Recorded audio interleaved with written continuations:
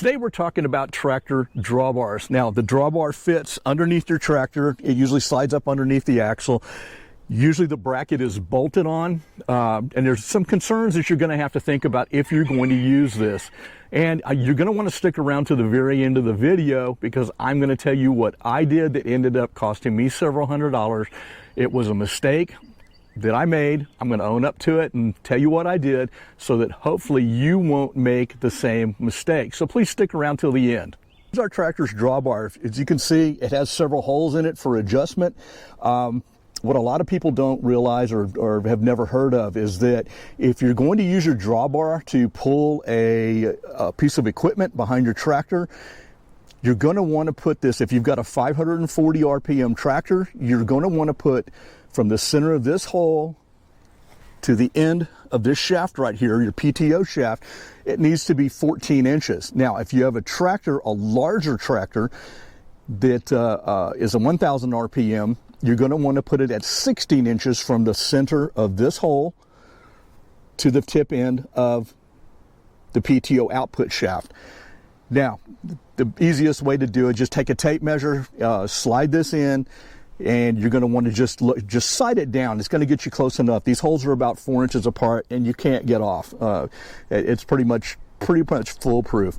But make sure that if you are going to pull an attachment or a piece of equipment that runs off of the that hooks up to your drawbar on your tractor, make sure that you do get that measurement correct. Now, why is that measurement important?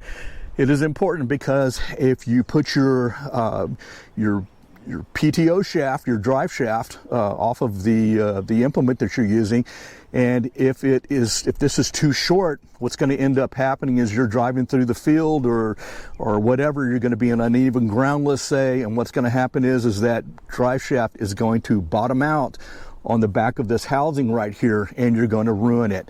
And what you can end up doing is you'll ruin that output shaft, the PTO output shaft, and you can ruin the gearing on the inside. Very, very costly mistake. You don't want to do that. So make sure that you do get the measurement correct. You want to be that 14 inches for 540, 16 for 1000. The best way to look it up to see what tractor, what you have, what your RPM range, what it works at, is to look it up in your tractor's manual. A lot of times they'll have it on the tractor itself. It'll show you the 540. Or on the dash of the larger tractors that run at 1000, you'll see a times 100. And that'll give you a very, very good indication of where you need to be at and what position you need to be, the 14 or the 16. So now that we've covered that, the next thing we're going to cover is, of course, your drawbar slides in just like this. Now, I know from measuring that I'm on my very last hole. And you can see how far out that sticks. That's a good distance out. And this is where the trouble comes in. You only want to run this far out if you are pulling a piece of equipment that relies on the drawbar to make it mobile. And then again, we're not using any of our 3-point attachment here. This is strictly off of the drawbar. There are several things that we can do with this drawbar, and one of the things that we've got to take in consideration is what is our rear axle, the maximum weight that we can run on that rear axle. Now remember, this bracket that holds on our drawbar, it is bolted underneath, and if we go over the capacity of what our tractor can handle, we'll end up shearing those bolts off, and it could even break the cast housing underneath the axle, which is going to cost you a ton. It's going to be expensive. So be very careful not to exceed it. Most tractors in the subcompact start out at about 300 pounds of tongue weight. And then you can go on up to the larger frame tractors where you're going to be at about 1,000 pounds tongue weight. Just make sure that you don't exceed the manufacturer's recommendation, and you'll be in good shape. Now, the next thing we're going to cover is what can we pull off of our drawbar.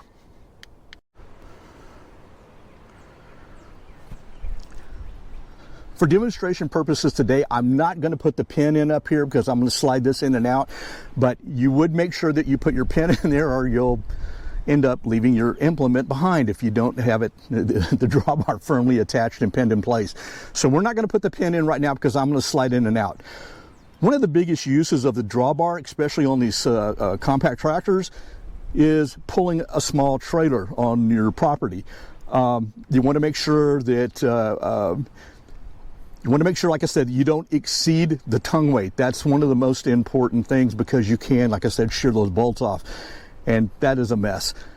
The other thing you want to do, you want to make sure that you slide in the drawbar as close as you can possibly get it without your trailer contacting either your lift arms or your tires. You want to make sure that you're as far in as you can go, and that is where the drawbar is at its strongest.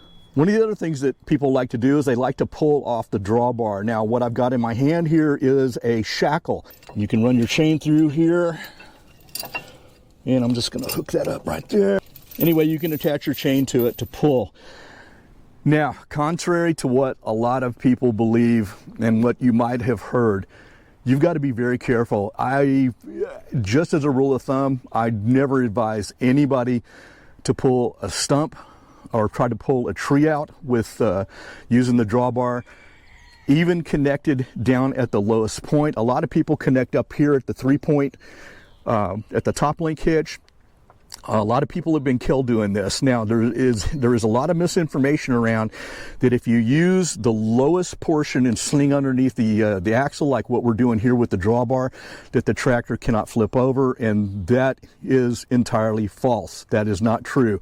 There have been many deaths reported with people that did just this. They attached it to the drawbar. The front of the tractor came up and it rolled over backwards and crushed them. Don't ever use a tractor to pull a stump. They're just not made for it. This is where a lot of broken axles come in, because you're pulling a stationary object that is just not going to be easy to move, and the tractor is not the ideal tool to use. They're just not meant for it. Get the proper equipment and do it the correct way. And I know a lot of people are going to disagree with me on this, but one of the things you're going to do, if you're going to use the drawbar to pull something, you're going to want to put it in its furthermost position. That's going to be the strongest right there. You're going to, I mean, personally, I wouldn't pull anything that doesn't move freely. And what I mean by that is, like, if you're going to try to move pull a vehicle with it, you're on 4 tires, it can easily roll, there's no resistance, you're not going to flip over. You're going to be good with that. Keep it in low gear and move slowly. The other thing that I would do, and this is where I got into trouble and where I messed up, I was out at the 14 inches. I'm going to pull this off real quick.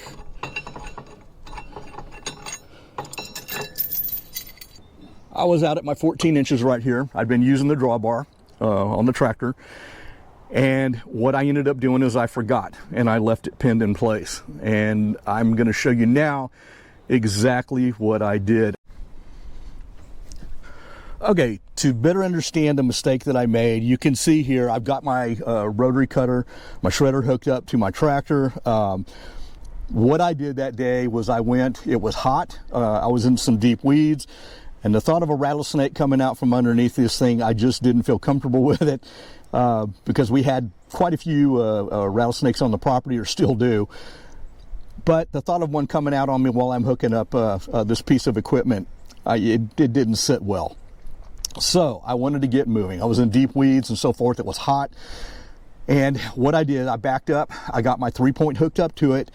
And I thought, well, instead of getting down in those weeds and trying to hook that drive shaft up to the PTO shaft, what I'll do is I'll just leave it down, move it, and do it in a cleared area. And what ended up happening is I came up with the 3-point with my lift arms right here. Lift arms came up, drive shaft was hung up underneath, and the hydraulics on the 3-point lift arms, or on the 3-point on the tractor, the hydraulics simply it bent right here, bent the shaft right here, where it contacts the, or right here at where it would contact the front part of my my rotary cutter, and it ruined the shaft. And on top of that, it did some damage back on the clutch end of the shaft. So this was a very expensive mistake for being in a hurry, trying to do something that I normally wouldn't do. So that's something to think about. That is one reason why I do not run a drawbar on my tractor. Okay, We've got our drive shaft off the implement hooked into the PTO, and we're ready to go. But one of the things, if we leave this out, especially if we leave the drawbar out in the 14-inch setting, you can see here how far back it comes. If we drop down into a low area, especially with tractors that have draft on them, the implement can drop down so low that the bar comes in contact with the shaft itself. Now, what even makes it worse, and it narrows down that space right here, is if we were towing a trailer with the tractor, we left it, the drawbar in the configuration that it's in right now, you got to see that it took away that space quite a bit. It doesn't take much for it to come in contact with the drive shaft. Now, in this case, it can do some serious damage. You got to remember you're attached back here at your the rotary colors gearbox, and you're attached up here at your PTO shaft that comes out of your tractor, and something's got to give. Most likely you're going to end up breaking either the PTO shaft. You're probably going to do more damage as close as what it is up here to the tractor itself. You're going to do a whole lot of damage to that gearing up in there. You're going to mess a lot of stuff up. So best advice that I can give: remove that drawbar. If you're not using it, take it off the tractor, put it in a place that you can easily find it. And if you're like me, though, you forget where you put it. But anyway, put it in a place that you can find it. Keep it in the same place all the time, and just hook it up when you need it. Take that drawbar off. It'll save you a lot of headache. It'll keep your pocketbook happy, and you won't make the mistakes that I did. If you made it this far, I sincerely appreciate you watching the video. If you like this type of content, please come back and visit the channel more often. I try to put out a video at least once a week, and I'd love to have you here. And if you've got any questions, if you've got any comments on this, if you've done this yourself, leave a comment down in the comments section, because I can't be the only one that made this mistake. Anyway, have a good one. The other thing is, remember, ROPS up and buckle up. The life you save may well be your own. Thanks for watching.